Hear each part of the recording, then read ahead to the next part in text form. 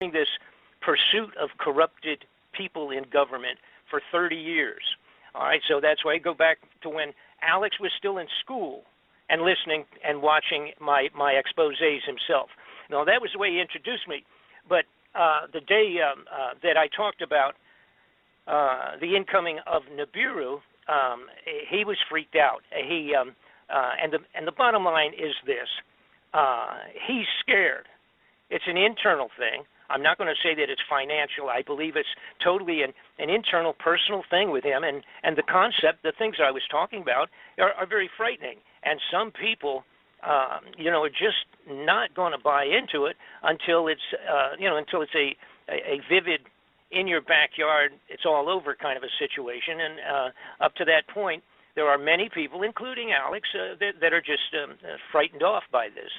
Now, what I would like to yes, go ahead. Yes. I wanted to get Dr. Beer. Kenneth Beer is with us.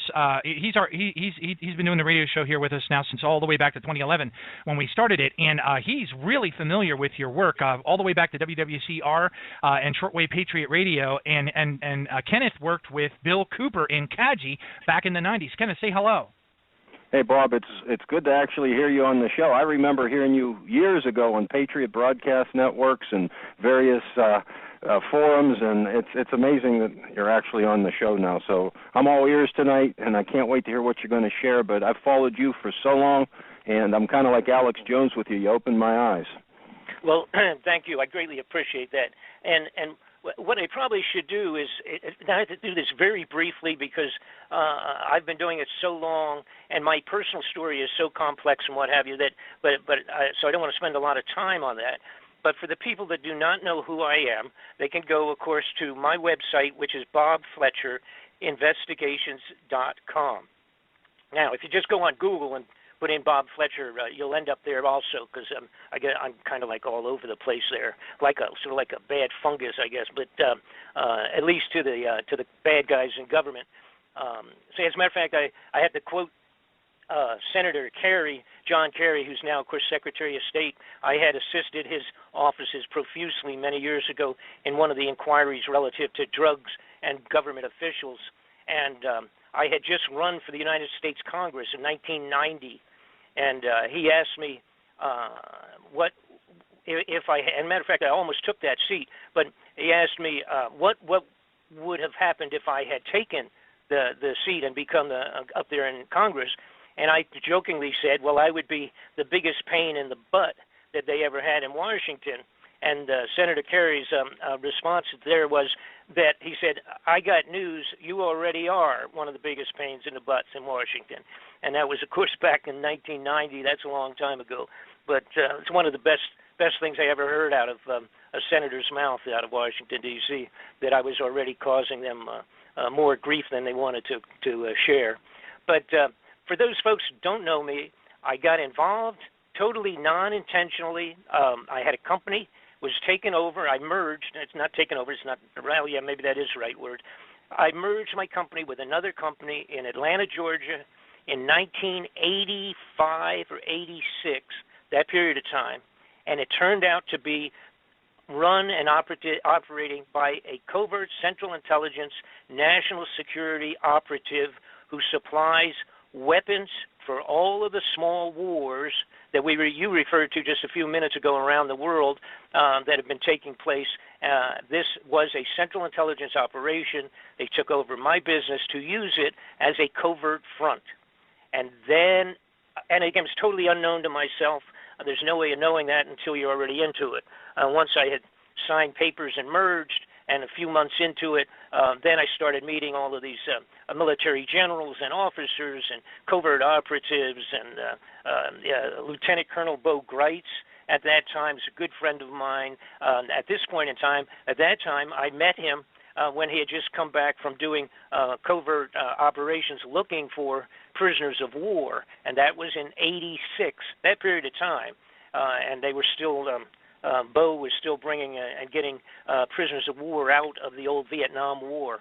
And these people, of course, who I'm talking about that supply the weapons for all these small wars, make multi-millions of dollars, and of course they also end up being involved with drug smuggling, Oliver North and all of that Iran-Contra business. I was a witness in that, and then became, because of chasing those people, one, of course, leads to another. I became involved with at least 8 to 10 very serious top-level investigations at the congressional level. Now, I also have to add that absolutely none of them go anyplace. They are all complete garbage for the television for the most part, and to get senators and congressmen reelected because they show you all the wonderful things they were trying to do to clean up America, and in most cases it's all garbage. Now, put that aside. That's how I got involved with this stuff of chasing and following, going after criminal people, criminal personalities at the highest levels of our government, all the way up to the White House, and it's nonpartisan. They're crooks, liars, and thieves on both sides of the fence. Anybody that goes up there as an honest congressman, and I will use Sonny Bono as a perfect example, anybody that gets in there and goes and ends up getting into the Senate and the Congress, that basically at the very beginning they kind of pull you aside and have a little meeting with you, which basically means that if you come up here and cause a lot of grief, you'll not be back here again for a second term. If you come up and you cooperate, things will run really smooth and you can move up to the highest levels in our government if you're a good guy. From their point of view, a good guy is somebody that keeps their mouth shut regardless of what they see. And in Sonny's case, he was appalled when he got up into the den of thieves in Washington and realized how unbelievably criminal everybody was up there. And there's many, many wonderful stories, but we don't have time to get into those this evening. But nonetheless, Sonny, I bring him up because when he and I worked with Sonny, supplying him with information on and documentation, the best that you can possibly get, supplied him with reams and reams of information related to the Central Intelligence involvement and other agencies, embassies and everybody else, with the drug smuggling, murder, and assassinations. When I worked with him supplying material, it was probably over a year, and then got down to really sharpening pencils, and finally his office called me back and told me that as soon as Sonny got back from the Christmas holidays, the first thing on the calendar was the investigation at the Congressional Intelligence level with all of my material and some material supplied by other people. They wanted to make sure I was ready to come back into Washington. I was living in Los Angeles at the time. Was I ready to come back and make sure that I had all of my stuff with me and that I assist them in bringing in other witnesses, which included drug smugglers and everybody you can imagine, that was going to come forward to a brand new congressional investigation. And for one of the first times in the history of congressional inquiries, Sonny's offices informed me that they had subpoena powers. So they were going to be able to force people to come in and force them to either answer questions, or they actually could put them in jail until they decided to cooperate. That never happens normally in any of these inquiries. You know, these guys can go in and sit down, and then they say, oh, I don't remember, or I can't come in right now, I'm doing something else, or this or that, whatever, and they sidestep the serious questions. That wasn't going to happen on this inquiry, and I loved it. I was overwhelmed with joy, and I thought, oh my God, this is going to be one of the first times we're going to be able to nail people right to the wall with unbelievable criminal activities coming right out of the White House and going up that far. And 10 days later, Sonny Bono was murdered on the top of the ski slopes in Nevada. Of course, they told everybody can remember, they had this traumatic announcement that Sonny had crashed into a tree and died from running into a tree with his skis on. And of course, nobody knew, because this has been kept very much undercover, the putting together this investigation. You know, nobody knew that at all. And of course, here I'm sitting in Los Angeles. I could have fallen off of my sofa, I guess, when I saw the news. When I called back into his offices, like a day later, day or two afterwards, they wouldn't take my calls. And I thought, now this is the fellow in the gentleman that ran the office basically for Sonny was a guy I had been close with. You know, we had lunch when I was in Washington and what have you. As a matter of fact, one time when I had gone to Washington about 2 years ahead of this period of time, maybe a year ahead, I was in Washington to stop in there. I stopped in along with other activities I had there, and Frank, his name Frank Cullen, he came out and he said, I looked into the office and they had tapes up and they were blocking people off, and he came out and he said, we'll have to go down to the restaurant. We can't come in. And I said, what's going on? Because people were up on the desks and there was powder all over the place from the ceiling, and they were climbing around doing all sorts of stuff. They had electronic equipment, 3 or 4 technicians wandering around in Sonny's offices in the Congress building. And I said, what is going on? And they said, Frank said, somebody's been tapping our entire offices. And now, read my lips, right? Tapping the offices of a congressman in the congressional buildings, in his office buildings. And I said, what in the world? I said, well, you know, that doesn't surprise me what we're doing, what we're in the middle of right now. And, of course, that would have been at the very beginning of when I was supplying them with the information that I'm referring to of drug operations and what have you. So, anyhow, the bottom line is that's the kind of stuff I've been involved with.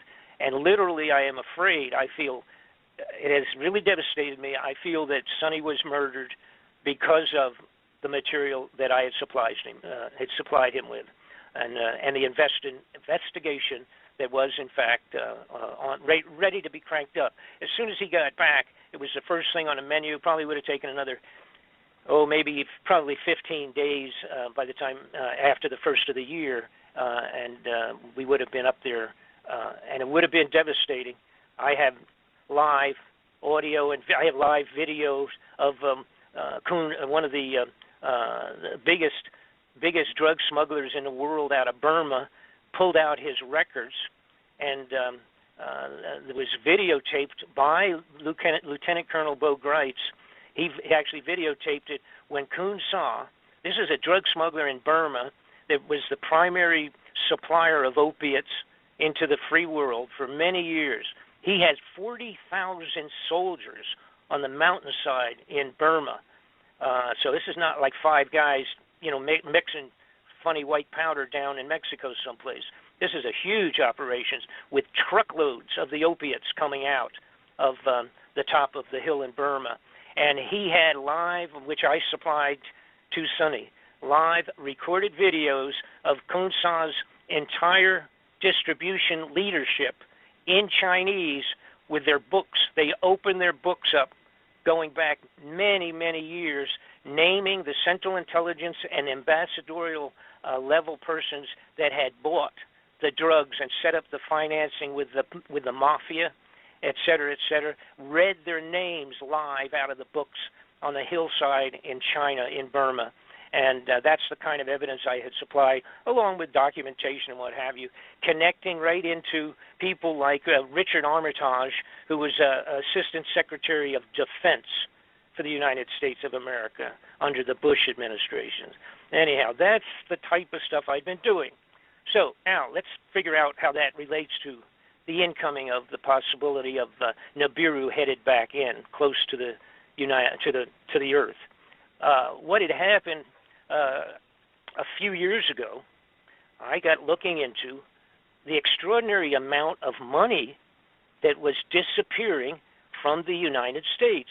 Now, originally, I got to actually admit, I didn't know anything about Planet X. I had heard about it. It's one of those things like so many millions of things.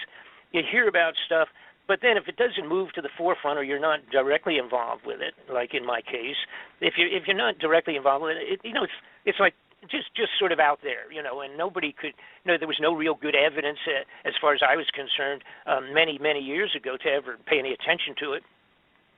But when I started looking into the money that was disappearing, now what am I talking about?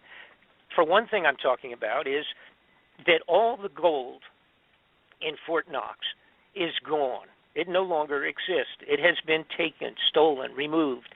All right. Now, when I say all of it, whatever, maybe I'm talking about 97% of it or whatever. There's always a couple of roomfuls of gold that people could look at, but that wouldn't mean anything because if you didn't see all of it or you didn't have an accounting of it, an audit of all of it, it really doesn't mean anything. We have the big building in Fort Knox that's supposedly filled with it. And then, of course, we have it in New York City and a couple of major banks. They have some of it put away and, behind bars, if you will. And you could go there and probably still see some. They still have it in a few other locations. But for the most part, when you're talking tons of gold in gold bullion, tons and tons of it like there was at one point in time, that's not there anymore. That's just gone. We have about in 2010 or 11, whenever it was, after the financial banking crash around the world, the global pinch, all right, that affected everybody, 2008, 9, 10, that period of time, the banks or those banking entities from Germany and a few other places, they came forward over here to the Federal Reserve and they said, we need a couple of tons of our gold. They have, all those nations around the world have deposited their gold, but huge amounts of their gold, at the Fort Knox vaults as a security situation because some of the nations have always been a little shaky since World War II, and they worried basically about random overthrow of the governments or whatever, that type of insurgencies and what all. So they had put tons and tons. I believe the amount that Germany had in there was 1,500 tons of gold, just themselves. Well, anyhow, they came forward and asked for it, and the Federal Reserve said, oh, no, you can't get it right now. Uh-oh, what's wrong with that picture?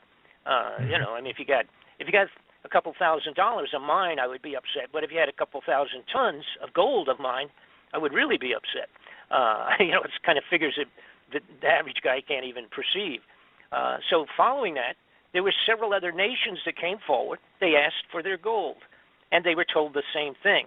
And interestingly, they were told to kind of get back in 2020, in the year 2020, they could probably get a good audit or some of their gold. That was kind of what the original answer was.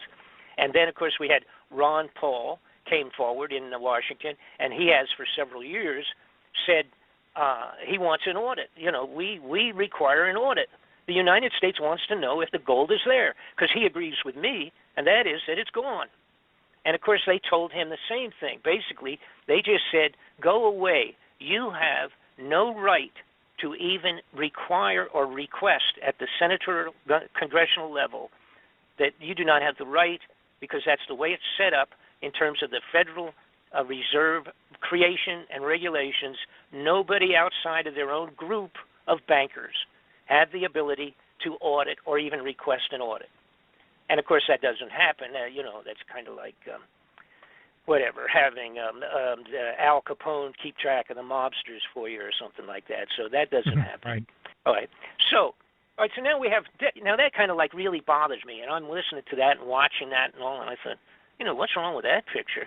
And then Donald Rumsfeld, the guy that was in charge of the Department of Defense at that time, came forward on the floor of the Congress. Now, this is important. It's the date that he did this, the day before the 9/11 terrorist event in New York. Rumsfeld came forward on the floor of the Congress and said that he had lost, the Department of Defense had lost $2.3 trillion. He said it went back a few years, but apparently they just can't locate it. They don't know where it went. $2.3 trillion over about 10 years. Then, of course, we had the next day was the event that occupied the news for the next 7-8 months, for crying out loud, and that was the outrageous event in New York City. End of story. You never heard again. You never heard a word about Rumsfeld and the Department of Defense missing and losing their money. And by the way, that amount of money equals $8,000 for every man, woman, and child in the United States of America. That's how much that is. Wow. Okay, so let's move forward. What else bothered me? The woman who's in charge of keeping track of the Federal Reserve distribution of funds from the Federal Reserve into international banking, she came out and somebody asked her on the floor of the Congress at an inquiry that they had understood that somehow there was $9 trillion off of the books progressively over the last few years of the banking Federal Reserve being lent out to people, bank systems in Europe, but that they understood it was quote unquote off the books and it was not really definable as to where it had gone. And she had not acknowledged that that was a fact. So there's $9 trillion. Now, we're not even talking billions. We're talking trillion here. And again, it was progressive over a period of time. But basically, she said that she would look into it. But yeah, she understood there was sort of a, again, they just were not positive where it had gone to. So anyhow, done deal. There goes $9 trillion. By the way, that works out to about $30,000 for every man, woman, and child in the United States of America. So we're almost getting serious money here. So anyhow, when I put all this together, and then there was many, many other outrageous situations with huge, gigantic amounts of money just vanishing progressively over 10, 15, 20 years. So now you got to realize, see, there's no way to money launder $1 trillion. Not you can't $1 trillion, and we're talking 2.3 vanished from the Defense Department. If you were slick enough to embezzle that out of the funding of the Defense Department, you can't go to the local bank and hide it in your safety deposit box. All right, not even Pablo Escobar, the drug smuggling operations, they couldn't do anything with that. So I sat, and I was thinking, what in the world? Where could money like that go to? What are we talking about here? And again, it's 20, 30 years maybe altogether. This is a total outrageous volume vanished. And then I remembered somebody in 94 had come to me, not just one person, but many people, and I was involved with a bunch of different things, and I testified before the U.S. Intelligence Committee myself in Washington on a couple of things. And the bottom line was, I recalled somebody saying, Bob, are you familiar with the underground facilities that they're building all over the United States, these giant underground hideouts?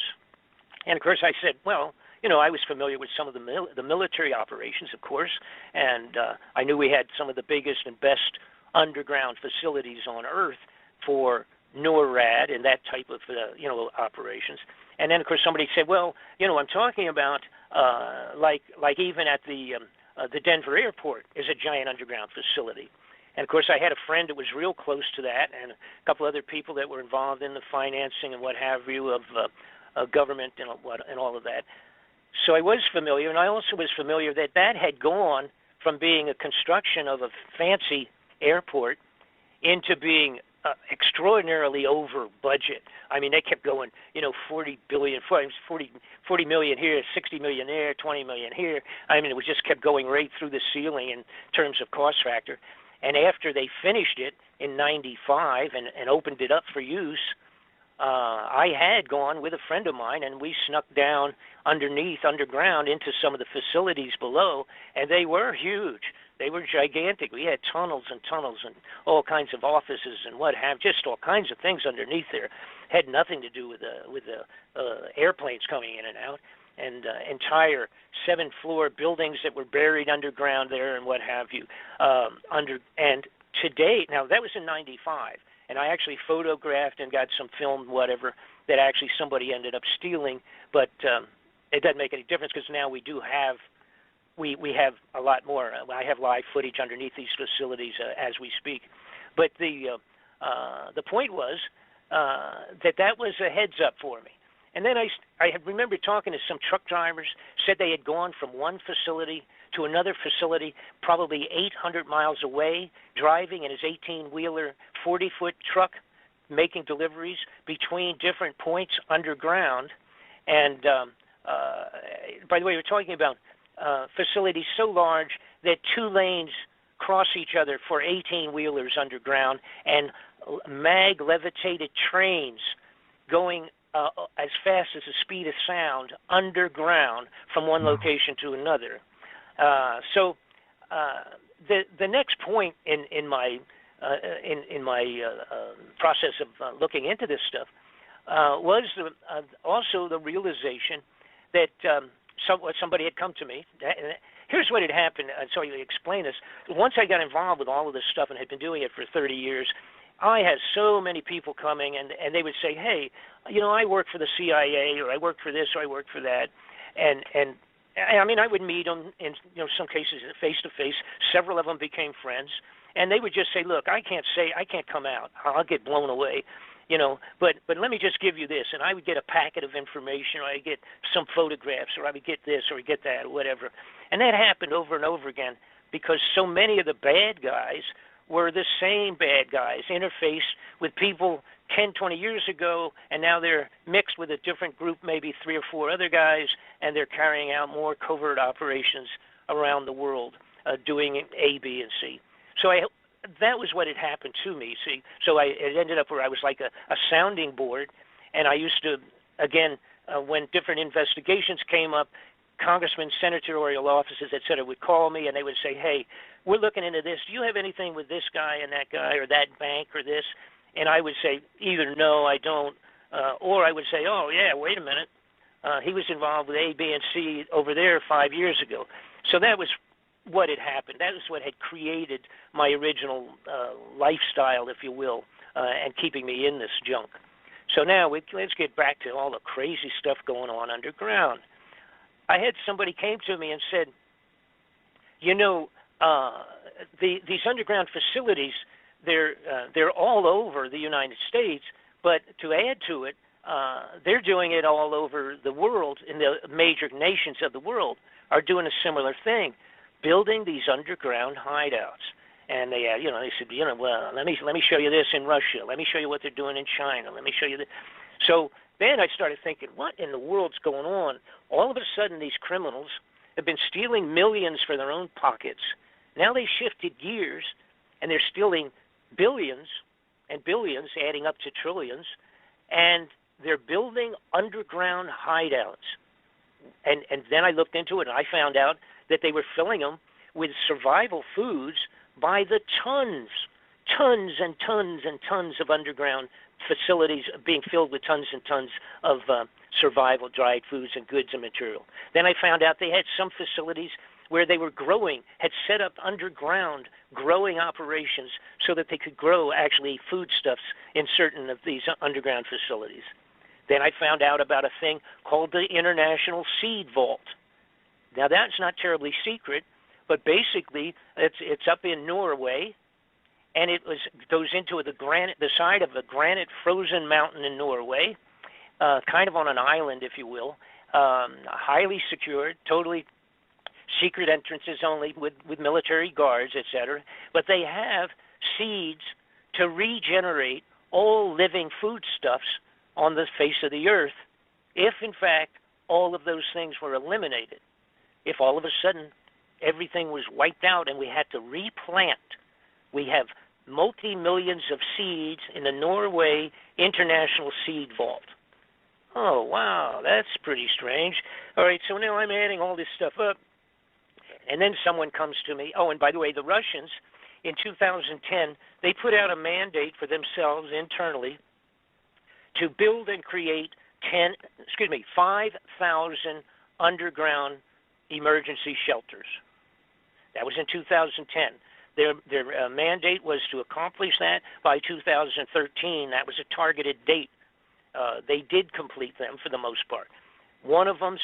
Most of them are small. They're not they're not 8,000 or 10,000 people to get underground. They're smaller facilities. But one of them can handle over 60,000 people underground in Russia. All right? So, and then, like I said, we have these, and then China's been doing the same thing. They have, and these are dug with these gigantic digging, tunnel boring machines that are so large. The bigger ones, they can go a couple of miles a day into the side of a mountain, and when they're done, back out and you could drive an 18-wheeler down where they've been. That's it. Just punch a big hole, come back out, and you could drive an 18-wheeler facility into the side of a mountain or underground. So that's how they're built in terms of the basic drilling of these things. The Red Chinese have one single drill that is 3 of them in tandem, big enough so that they go into the side of a mountain, pull it out, and 2 18-wheelers can go side by side, driving into or under the ground with these facilities.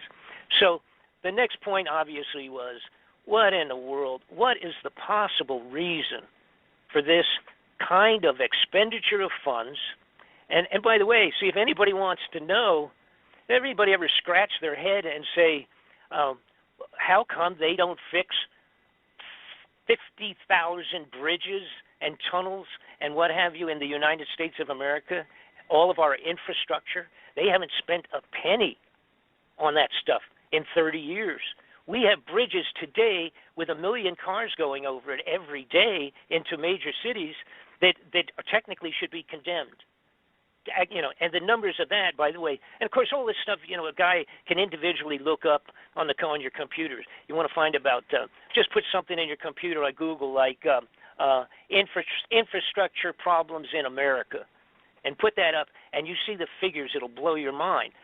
But they're not doing anything. They're not doing anything on any of that stuff. The money is not there. Where is all the money? The money is underground in these hideouts for the elite. They then also spent in the last few years millions and millions of dollars buying military equipment for the police and the sheriffs and for security operations, bullets, machine guns, under the title of, how about the Forest Rangers with 15 a million bullets purchased under their name. Not only Forest Ranger, how about the Internal Revenue Service? Thousands of bullets and machine guns and that type of stuff. All right? So we say, what's that got to do with it, Bob? Well, it has to do with social riot control up on the top of the ground when the elite are down under the ground. And then finally it came to me, exactly, I don't remember what it was. Maybe I told some people I was looking into all these different things, and somebody simply said, Nibiru, Planet X, has been finally really discovered, and it's coming back. So then I started doing some snooping because I didn't even know what they were talking about. And I said, I remember something about that. And back, as a matter of fact, in the 50s and the 60s, it was like in Look magazine, Reader's Digest, and for all of our young people out there, these were big, important magazines in the United States that were better than most of the newspapers. And they had done stories about Planet X in the early 50s and 60s. But at that time, they said, even if it was really found and located, don't worry about it because it's 50 or 60 years from now, right? Uh-oh. Guess what, guys? It's 50 or 60 years since they wrote those stories, okay? So now's the time you do start worrying about it. Somebody brought to my attention a fellow named Zachariah Sitchin. It's a guy that had done had gone into the Sumerian clay tablets.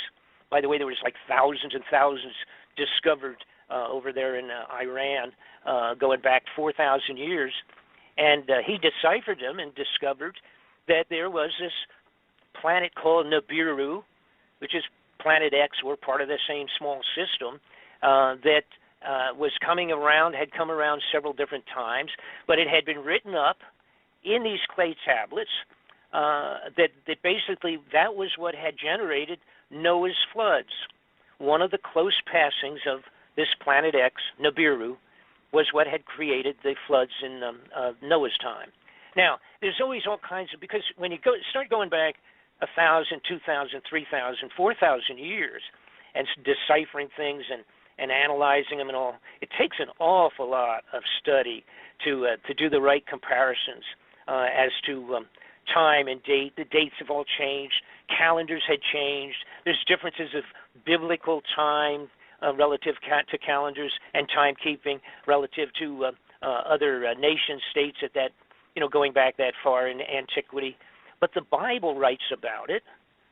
The Quran writes about it. There have been cave drawings and writings on the walls that writes about it. And then, of course, when Dr. Sitchin finished doing his deciphering of this thing and said that it was going to be coming back around, of course, it's a typical human nature. Just like Alex Jones being afraid of the fact that it might be true, it's human nature in science that if you don't have a good video of this thing, nobody believes you. It takes an awful lot to get science to change their opinions or change their precepts of things, events, astronomy, whatever it is. But lo and behold, Dr. Sitchin finds out that a fellow named Dr. Harrington, who ran actually was the head of the observatory, the Naval Observatory for the United States of America. He got interested in Sitchin's proposal on this faraway planet that has this huge orbit, goes way out and then comes back in again and then way out again. And he started looking into it and kind of studied it for about 10 years, I guess. And then finally he said, we think we found it. Now, this is the Naval Astronomy, the actual planetarium observatory, if you will, for the United States Navy. And this guy ran it. Okay? He called Sitchin in to his offices and sat down with him. And I'm not sure off the top of my head. I have 10 million things in my feeble little mind here, but I don't have the exact date. It's not important. I think it was 1990. And so Sitchin sits down with Harrington. Harrington says, I agree with you. I think that you're absolutely right. And as soon as he said that, in a short period of time, he became ill and he died of cancer in about, within a couple of years before he was able to complete his official report. Now, people, of course, could throw stones at that since the final report was never accomplished, but we have the actual videotape of that meeting between Sitchin and Harrington when Dr. Harrington admitted he was right and they had found it. So some point in time, and by the way, I have to say this also, I just throw this in. And I'm going to use the word credible because it's hard to know if they are or not, but every one of the people that would be called prophets that are any good, all right, the really best quote-unquote prophets going back 1,000 years or 500 years or 7 or 4 or 6, all of them talk specifically about Nibiru, the planet X coming back around, causing all of these different problems, et cetera, et cetera. And that included Mother Shipton from England 400 years ago that predicted scuba diving, submarines, automobiles, tanks, harvesting equipment, generators, computer systems, all of that. And she also made a big deal about Planet X Nibiru coming back by and causing unbelievable havoc on the face of the globe. Nostradamus does the same thing. And my point, I guess, here is when you have all of the religions, all the religious writings, even the monks on the top of the mountains in Tibet have the same stories, the same information related to the return of Nibiru. All right, now, and there's also junk related. I'm not going to get into it too much. Information, junk's not a good term. Information related to this also in the crop circles like crazy. All kinds of very specific points of the Nibiru return. So finally, it made sense where all the money went. By the way, we now have 103 underground facilities. I have finished the DVD. It's a double disc DVD. It's very tedious because I was obligated, I thought, to give all of the interfacing connections of in other words, connecting all of the dots from square one moving forward. It's a 4-hour DV, 2 DVs of 2 hours each. It covers everything, the political part of it, the foreign part, the secrecies, how they've been doing it, how they've been going about it, etc. But the bottom line is this, and some people will remember, 1983, Ronald Reagan did a speech on the floor of the United Nations, and he said, I wonder how we will all react between each other, and he was talking to the Russians and the Chinese, and at that time, he said, when we discovered some extraterrestrial threat, how well would we cooperate among each other once we found that there was an extraterrestrial threat headed towards Earth, and in fact, we all had to join together. Well, that's exactly the period of time, from my information, that Ronald Reagan was presented with the fact that Nibiru was headed back in, and gave him a fairly close estimate, estimate is probably the best term, of when it might in fact be going to arrive. So now I'm going to shut up briefly anyhow. If you have any questions or anything like that, jump on right now. We've also had, by the way, an awful lot of important people at high levels of international government that had died since this, that may very likely have been privy to the information of this planet headed back in, and that the upper crust bad guys were maybe worried that they wouldn't keep their mouths shut, so they eliminated them. And of course that includes 2 or 3 of the heads of the CIA that had been retired. They were all killed. They set them up and make it look like they were physical problems, or that they had, in Bill Colby's situation, they told us that he had fallen out of his canoe, and I did a major investigation into his death. He was murdered, no question about it. Who knows why Princess Kelly, or why what am I trying to say? I'm having the princess that was so popular that died in the car. Diana? I'm sorry, Diana. Princess Diana. She may possibly have been one that fit into the category of knowing what was coming and people being worried that she would shoot her mouth off. Because you have to understand something. A lot of people, and a lot of people ask, when are they going to tell us? When are they going to make an official announcement to the people that this thing is coming in? All right? That can never happen, and it will never happen. There will not be an official presentation that, oh, by the way, we'll call it my fellow countryman speech from the president. That's not going to happen. Now, if it does happen, let me rephrase it. It may possibly happen, but when it does, the United States will already have to be under martial law. The entire country has to be under martial law before they make that presentation. And, of course, when they do make it, all those people that have their tickets to go underground are already going to be there, and the speech will be put out on a pre-recorded format to the rest of the world. They're going to be gone, and they don't want any interruption on their way down into the tunnels, all right? So the bottom line is, my opinion is, they probably will never make that announcement official. But before it becomes visible in the sky, where people start saying, and thousands of just average folks, but also, of course, the amateur astronomers, before any of them get to where they can actually say, uh-oh, there's a new star. And then a week later, it's going to be a little bit bigger, and then it's going to be a little bit bigger. And before that happens, and it starts becoming the talk of the Earth, we will be in martial law. That's where the equipment, the military equipment's been supplied going back to the 90s to the sheriffs and the police departments all around the world, all around the United States, and including things like grenade launchers, bazookas, personnel carriers. Some of it they talked about there in Missouri when they're having the racial problems here recently, and they complained. They said, what's with the police coming out with water cannons and personnel carriers and armored cars and all that? Where'd that come from in Missouri? Because people hadn't paid attention.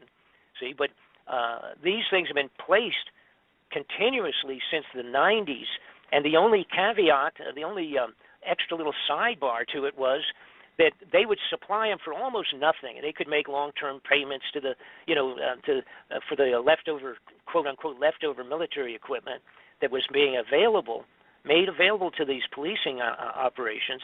The only thing was they had to agree that if they were ever needed for a national emergency, quote-unquote, that they would come on board, with whatever federal agency that requested their help, and that they would use it appropriately. And of course, these guys, it's great. The sheriff's getting 50 caliber machine guns on the top of a troop carrier, for crying out loud, in the North Carolinas.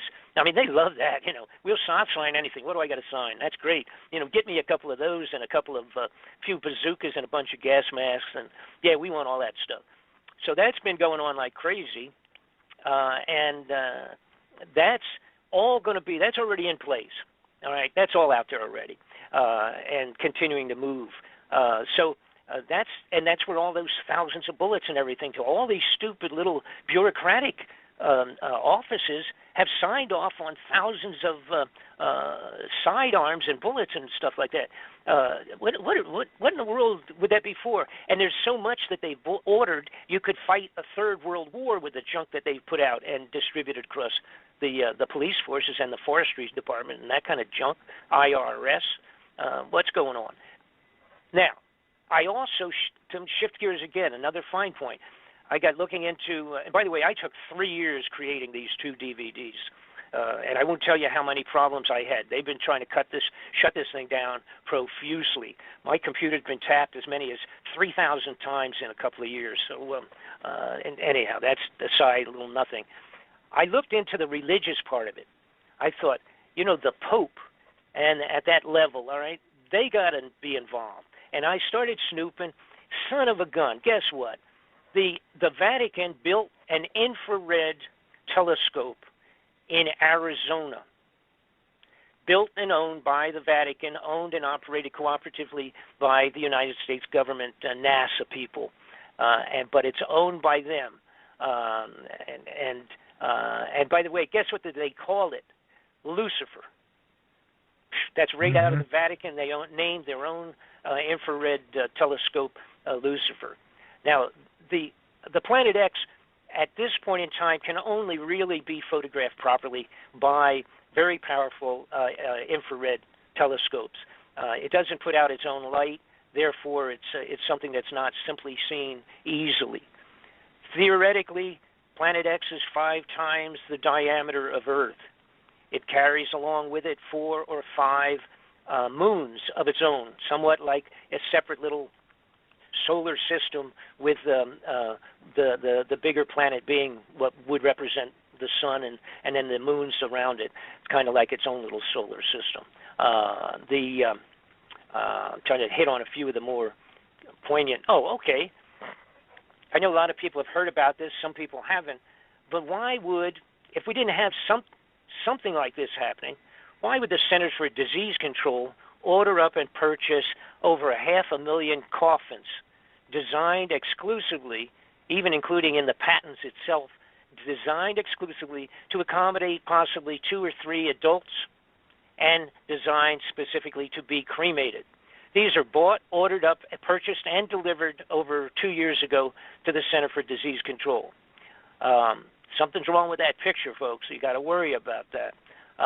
The other thing that people ask me, again, maybe possibly being a little bit repetitious, but a lot of people ask, why can't we just go out in the backyard and see it? Well, first off, it's way far off in terms of distance still. It is already affecting everything. The crazy weather that we have on the globe in the last 2 years, it can be, I think, my opinion, along with people that are on the scientific side of it. I didn't come to this as a scientist, as an astronomer. I have to depend on people that have been doing it for years. Some of this I discovered myself once I learned what was happening. For example, all of the planets have been changing, going from Pluto inward. All of the planets have been heating up. Their surface chemistries have been altering. There's having storms on the face of some planets. They've never seen that ever before. That's right. Some of the planets are wiggling, jumping around a little bit in their orbits. They're not quite sure what's going on with that. All right? Now, Planet X comes back from a distance out beyond the Oort cloud. And for people that are not familiar with that, and that would include myself 3 years ago, the Oort cloud is like a gigantic circle of space debris in tremendous volume. I'm talking trillions and trillions of pieces, I guess, of space debris that constitutes what they call a cloud, named after the guy that discovered it, named Oort, a German or a Yugoslavian or something like that. Anyhow, it comes in from way out there. That Oort cloud, so that you get a handle on this, that Oort cloud surrounds the entire solar system that we are existing in. All right, so that's how big it is and how far out it is. All right, the Planet X is said to be returning from way out past that, coming back in, and when it travels, it's like a bowl. I refer it to like the bowling ball effect. It's like a bowling ball coming down the alley into the 10 pins at the end of the alley, and as it goes into all of that debris and everything else on it, making its way on inward, it's affecting by gravitational effects and physical collision, etc. It's banging junk all over in every possible direction into the universe.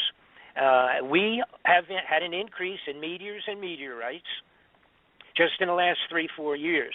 I mean, and unless you're completely out of it, you can just watch the regular NBC, CBS News, and you can see every once in a while they say, oh, there was another meteor was seen, and they'll show this ball of fire coming down over California. And then they say, oh, a week or two later, there's another one someplace else, and someplace else, and someplace. It's global. They're all over. They're coming in like crazy because they've been cultivated and smacked and dislodged from where their normal little homeland would be, floating around in space, because of this Nibiru coming back in with this whole little solar system of its own.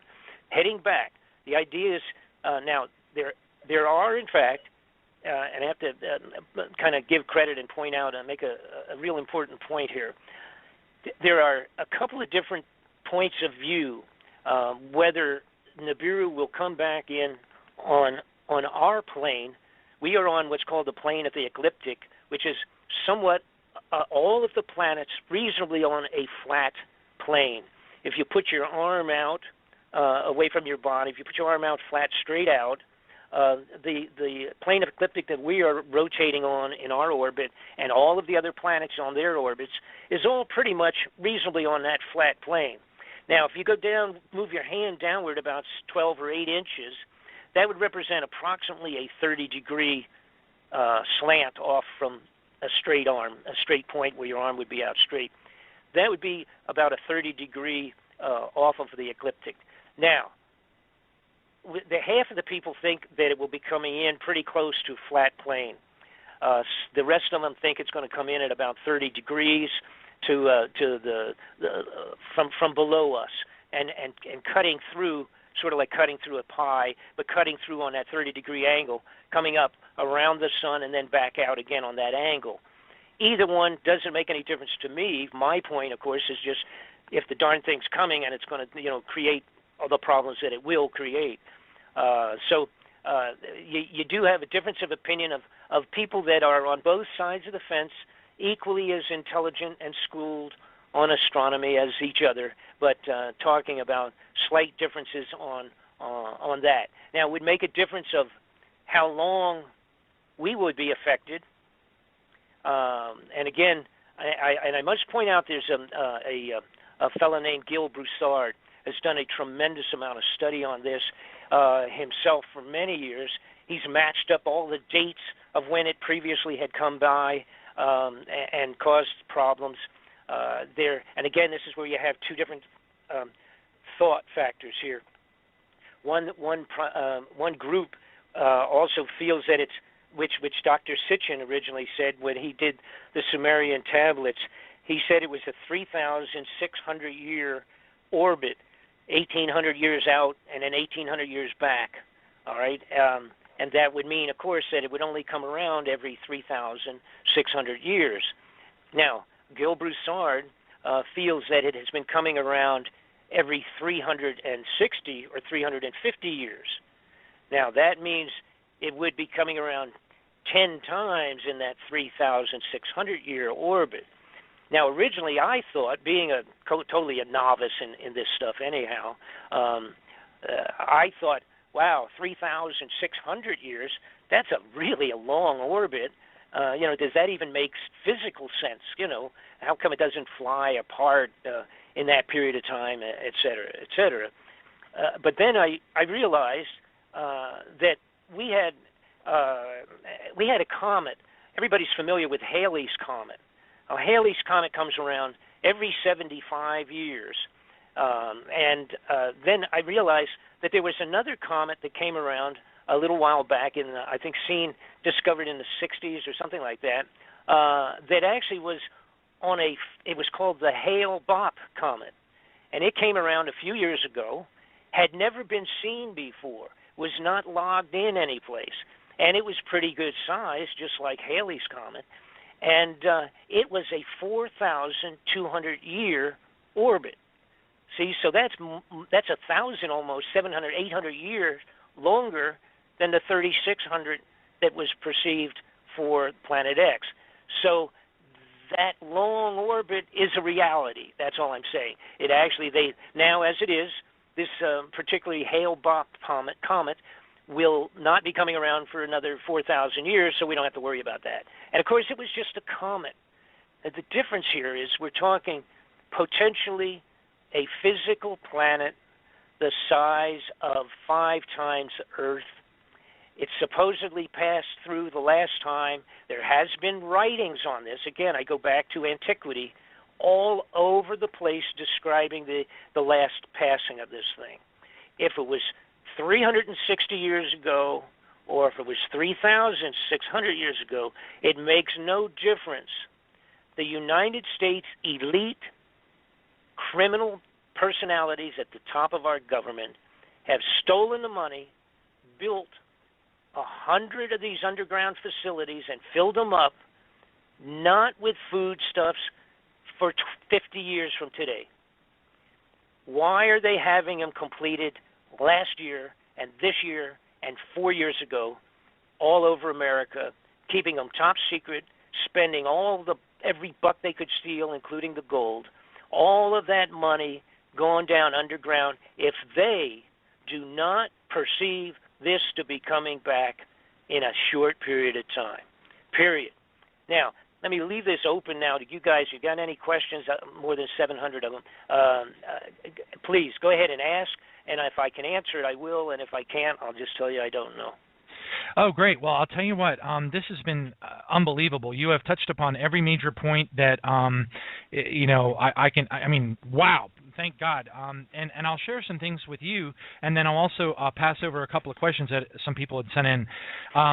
What's fascinating is that when you look at, if you were to make yourself a model of the solar system, of our solar system, and then create a second model of another solar system, bigger, smaller, doesn't really matter, and you would take the two models and you would slowly move them toward one another, and then and move them past one another in an elliptical orbit, which is arguably what this is supposed to be in. If you were to create that model and move the Nibiru system through our solar system and in an elliptical orbit and back out again, what you would end up with is 2 events, not one, but 2 events. And what's fascinating is the Bible actually explains those 2 events in rather vivid detail in a couple of verses. In the 6th seal, at the 6th seal in Revelation chapter 6 verse 14, you have an event that's along the lines of the Velikovsky type stuff, which is similar to the Edgar Cayce vision, where it says in Revelation 6:14, it says, "Every island and mountain was moved out of place." What's fascinating is that matches similarly to what Father Malachi Martin testified on Coast to Coast AM in 1998, I believe it was, where he said he was given this 3rd secret of Fatima by some insiders, and that there was supposedly a pole shift in the 3rd secret, and it was supposed to happen in 2017.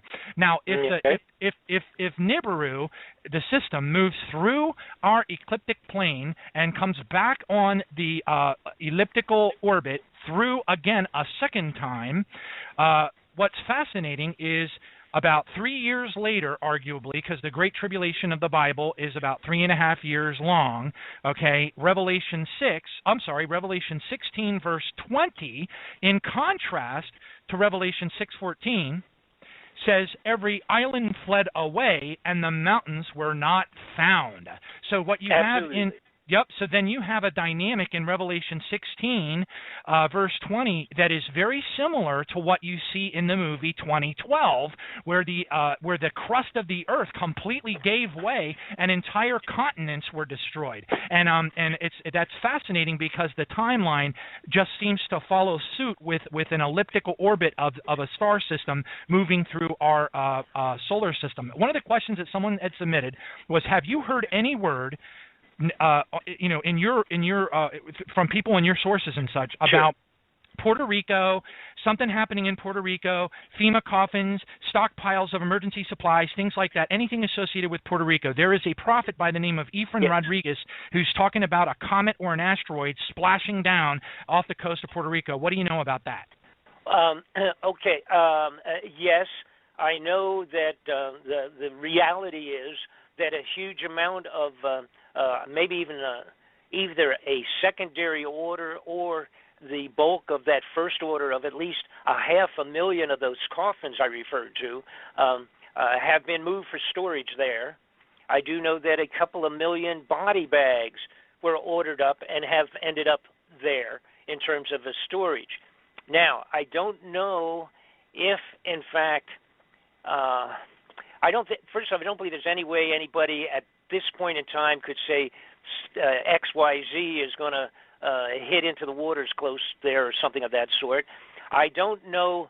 Personally, my gut feeling overall is that that probably would be a lousy place, but for some reason, temporarily, yes, that's a truism. That stuff is down there, or at least some of it, and in big numbers. That's all I can say as far as that's concerned.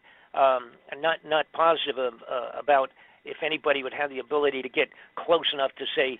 And besides, here's the other point. If we saw a tsunami in a couple of years ago, and we witnessed that, and it was unbelievable. And that was from an earthquake way far out in the ocean. These tsunamis that would be set up and generated from a large, let's say something the size of a school bus, anything the size of like a school bus that went into any of the oceans on the earth, will set up tsunamis that would be shocking to almost every coastline, east and west, away from the center point. It only takes something that big if it's coming in at the speeds that these would be coming in. We witnessed one, and now this is another important point as people relate to why can't we see these things, et cetera. First off, it's not close enough. But secondarily, we have to remember something that we saw right in front of our face, and that was the meteor that we were watching and waiting for a meteorite or a meteor to come in that we were aware of that was going to come in over Russia a couple of years ago.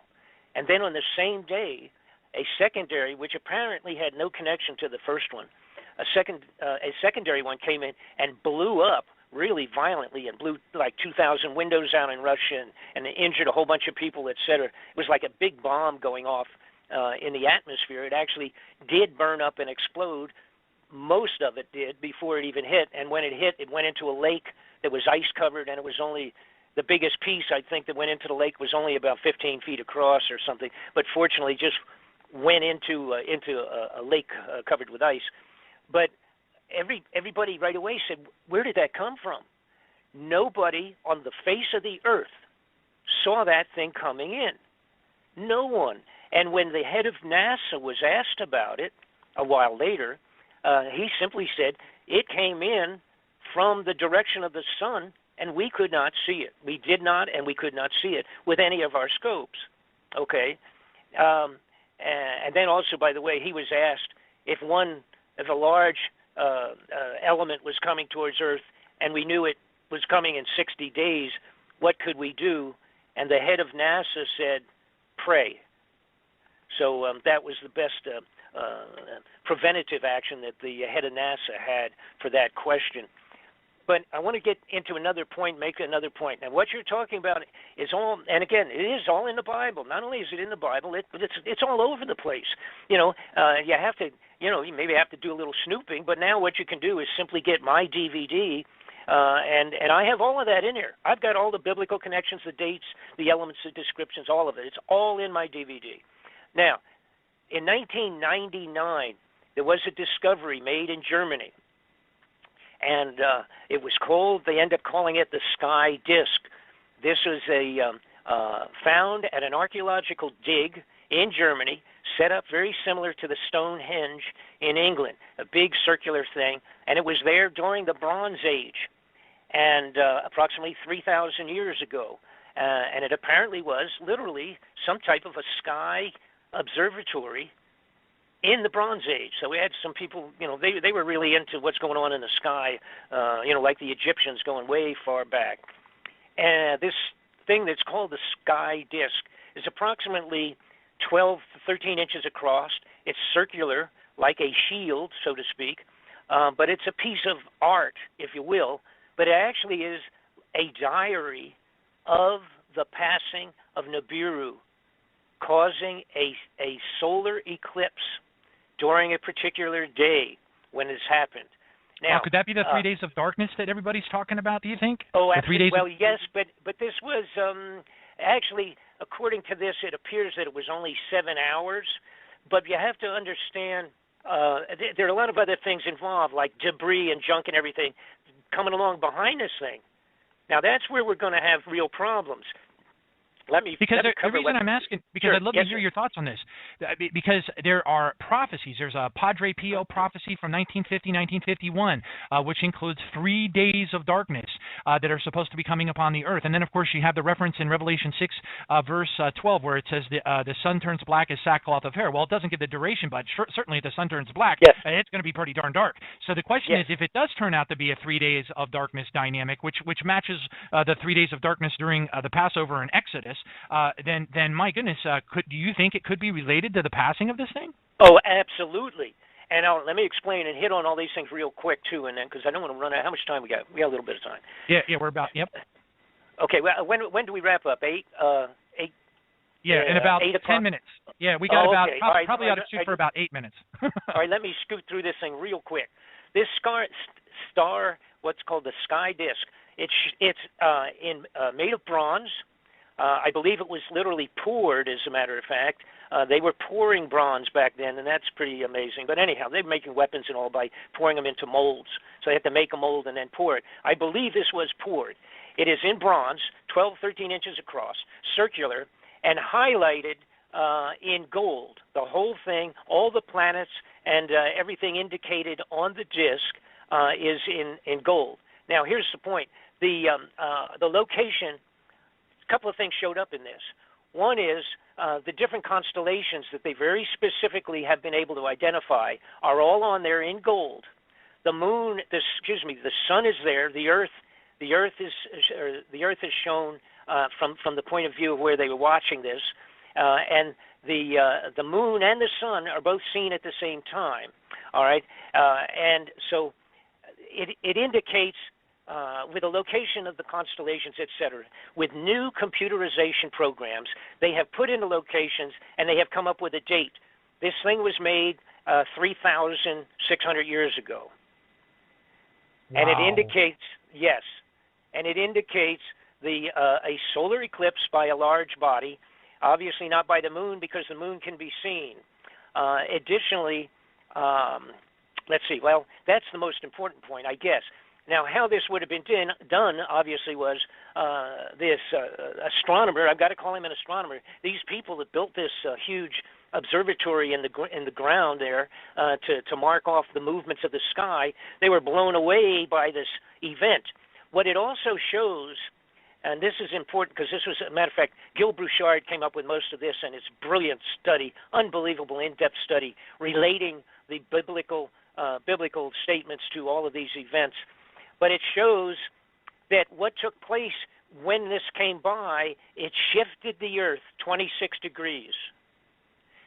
They can literally, with a new computerization, they feed the information that's shown on this down to not only the year, but the day, and it was 8:30 in the morning when this took place.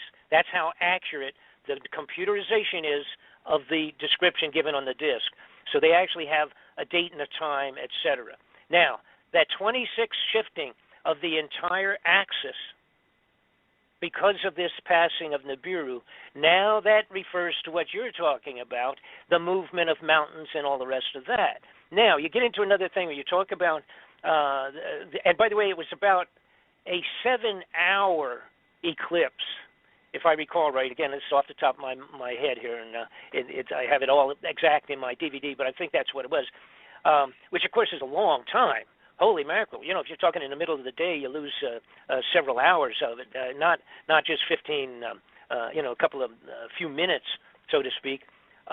Anyhow, it was several hours as opposed to a few minutes of a solar eclipse because of this being this giant planet going by. Now, here's what's going to happen. If everything happens as it's being perceived, taking historic writings, biblical accounts, all the rest of that, and mixing it with scientific reality and the size and all the rest of those calculations, this guy is going to come in. Now, when it comes in to go around the sun, and again, dragging with it a couple of moons, about 4 or 5 moons, it's also going to have a tail behind it of meteoric junk, all right, just space junk, dragging along behind it. That's when we're going to go through. They will take the Earth approximately 1 hour to travel through the width of the tail of that. After it's gone behind the sun, our orbit will drag us through it in a worst-case situation, through the tail. It will take an hour to pass through it. During that hour, we will be going through a hailstorm of meteors. Burning hail, which is described in the Bible. Okay, that's what killed all these soldiers and all sorts of things, etc. Described very specifically in the Bible. Absolutely. Revelation 6:13 says, "And the stars from the heaven fell to the earth as a fig tree drops its late figs when it's shaken by a mighty wind." We're down to the 5-minute mark. I'd love to have you tell people where they can go to get your DVD set in a little bit more detail. I'm looking at your website right now, and I don't see the link for it. It says Home About Media Videos. Where can people go to get this DVD set? If you go to and you have at least there, are you just on Google? Here's the point. Just go on BobFletcherInvestigations.com. It's BobFletcherInvestigations.com, or the Bob Fletcher Investigations, one long word, .com. You will get to my my website. On the website, there's description. There's some pictures of underground facilities, a few things in there. But the title of the the double DVD disc set is Incoming. That's the title of it. You can get it easily. I've got a section in there. I guess it's under store. I don't get involved with that too much, but I guess it's under store or where to purchase or whatever. You can find it on there. You can't miss it. And by the way, I have to tell you something. I've done a couple of radio programs that are fairly large in their following, and the reaction has been mind-boggling. People are really understanding the seriousness of this. Now, I want to get in real quick.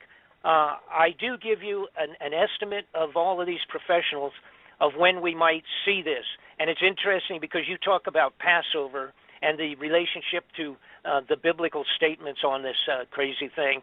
The estimate is that possibly by next December, the star will be seen first up in the sky, that the Planet X will be seen as a star. The earliest time has been calculated to be next December, and for it to pass by March and April. Wow. Of the very 90 days later. The Passover. That would be the very earliest. The very latest would be any one of the other following 2 or 3 years. In other words, it'll be seen in December, and then within 90 days it'll pass by. That's when the problem hits the fan. It will constitute blocking the sun with it, not only itself, but by all the debris and junk, plus the volcanic activity. As we speak today, the volcanic activity on the Earth is amazing. A couple of weeks ago, it was 37 of them at one time was going off. Nobody's talking much about that, but it's in reality. You can look up the activity and what have you. It will cause volcanoes, It will cause tsunamis that will be mind-boggling. The gravitational effect. We have to remember, and I get into this also in the DVD, I have to remember that the moon pulls our waters in and out all the time with the tides. Okay? This thing is 5 times the size of Earth. The gravitational effect would be mind-boggling to all of the oceans and the coastlines. So it's a multitude of problems. And the 2012, the title 2012 motion picture that you saw that was created in 2010, I am afraid is a very, very close to what we're talking about with Nibiru. Amen. Praise God. And we are down to the 160-second mark. Thank you so much, Bob. God bless you. Let's just go ahead. Father God, in the name of Jesus, we just pray that this word will be spread, that people will be doers of the word, not just hearers of the word, deceiving themselves. James 1:22, that you will send this information out to people so that they can be made aware of what is coming upon this earth and get themselves right with the King of Kings and the Lord of Lords, Jesus Christ. Father, we just want to lift up Brother Bob Fletcher. We pray for his health. We lift him up. Father, make him feel better. We pray for your divine healing power to come down upon him so that he can continue to live and spread the word and wake people up to the time that we are on. This is an exciting time to be alive, and we give you all the glory. Thank you, Jesus, and thank you, Brother Bob, for joining us tonight. Thank you so much.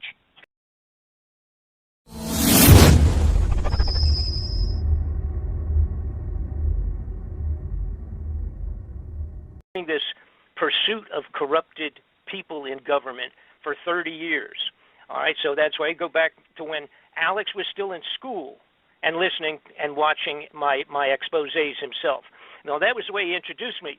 But the day that I talked about the incoming of Nibiru, he was freaked out. And the bottom line is this: he's scared. It's an internal thing. I'm not going to say that it's financial. I believe it's totally an internal, personal thing with him. And the concept, the things I was talking about, are very frightening. And some people, are just not going to buy into it until it's, until it's a vivid, in your backyard, it's all over kind of a situation. And up to that point, there are many people, including Alex, that are just frightened off by this. Now, what I would like to yes, go ahead. Yes. I wanted to get Dr. Beer. Kenneth Beer is with us. He's been doing the radio show here with us now since all the way back to 2011 when we started it, and he's really familiar with your work all the way back to WWCR and Shortwave Patriot Radio. And Kenneth worked with Bill Cooper in Kaji back in the 90s. Kenneth, say hello. Hey, Bob, it's good to actually hear you on the show. I remember hearing you years ago on Patriot Broadcast Networks and various forums, and it's amazing that you're actually on the show now. So I'm all ears tonight, and I can't wait to hear what you're going to share. But I've followed you for so long, and I'm kind of like Alex Jones with you. You opened my eyes. Well, thank you. I greatly appreciate that. And what I probably should do is, I have to do this very briefly because I've been doing it so long, and my personal story is so complex and what have you so I don't want to spend a lot of time on that. But for the people that do not know who I am, they can go, of course, to my website, which is bobfletcherinvestigations.com. Now, if you just go on Google and put in Bob Fletcher, you'll end up there also, because I'm kind of like all over the place there, like a sort of like a bad fungus, I guess. But at least to the bad guys in government. So as a matter of fact, I had to quote Senator Kerry, John Kerry, who's now, of course, Secretary of State. I had assisted his offices profusely many years ago in one of the inquiries relative to drugs and government officials. And I had just run for the United States Congress in 1990. And he asked me what if I, and matter of fact, I almost took that seat, but he asked me what would have happened if I had taken the seat and become up there in Congress. And I jokingly said, well, I would be the biggest pain in the butt that they ever had in Washington.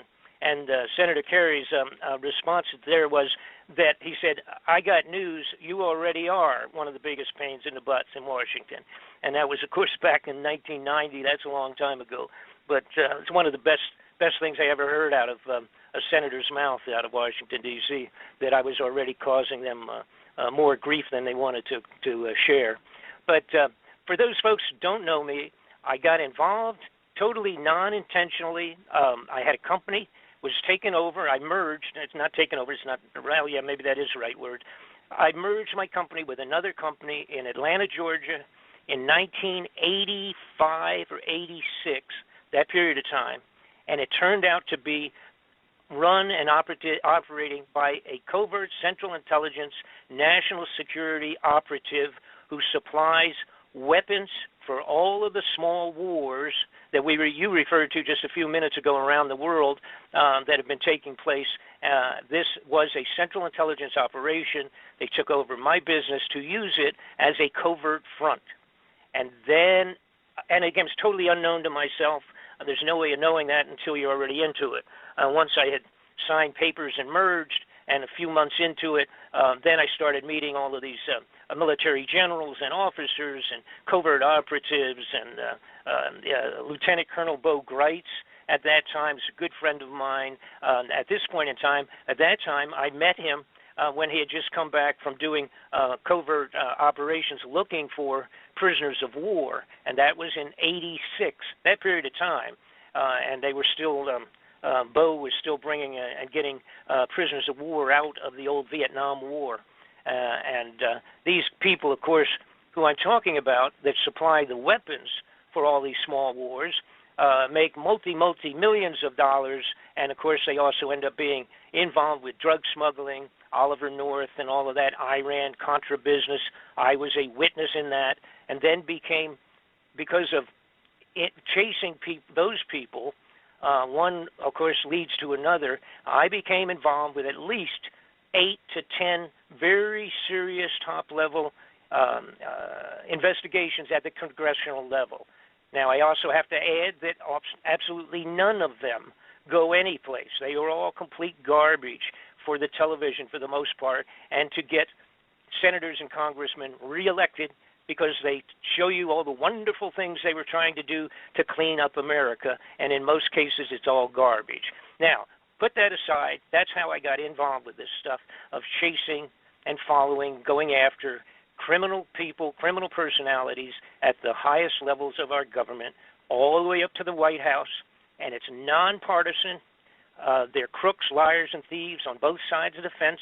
Anybody that goes up there as an honest congressman, and I will use Sonny Bono as a perfect example, anybody that gets in there and goes and ends up getting into the Senate and the Congress, that basically at the very beginning, they kind of pull you aside and have a little meeting with you, which basically means that if you come up here and cause a lot of grief, you'll not be back here again for a second term.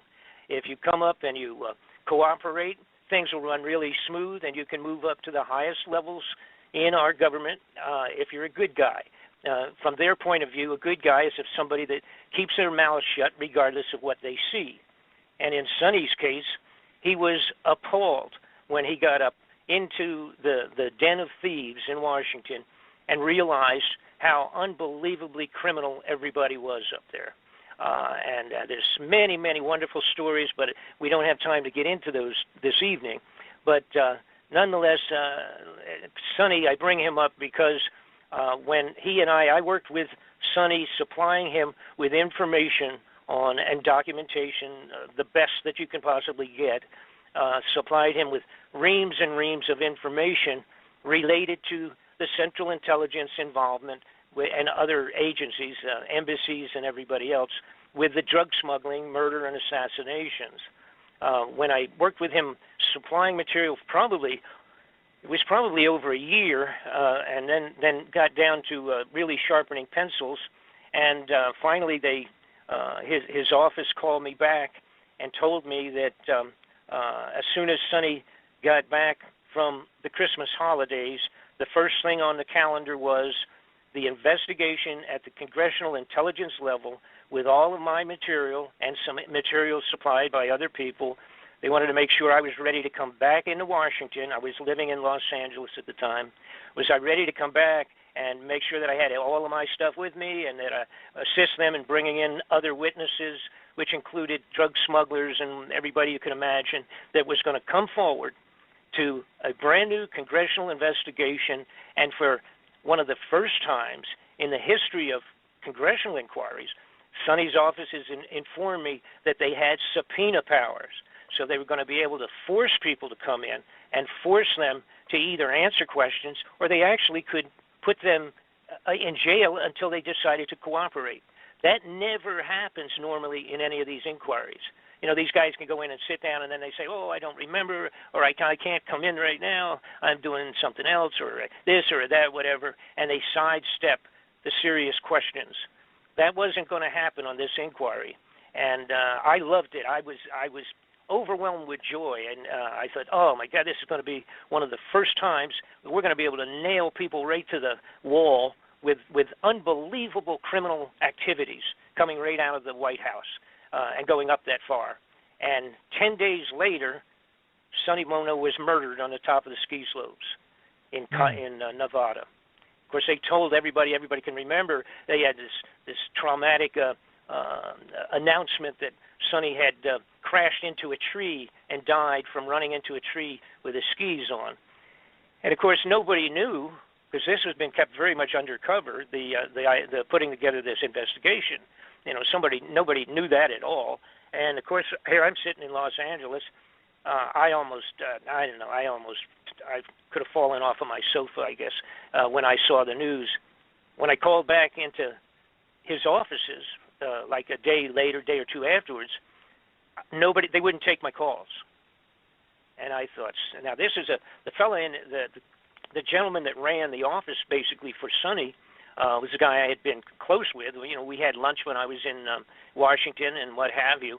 As a matter of fact, one time when I had gone to Washington about 2 years ahead of this period of time, maybe a year ahead, I was in Washington to stop in there. I stopped in along with other activities I had there, and Frank, his name Frank Cullen, he came out and he said, I looked into the office and they had tapes up and they were blocking people off, and he came out and he said, we'll have to go down to the restaurant. We can't come in.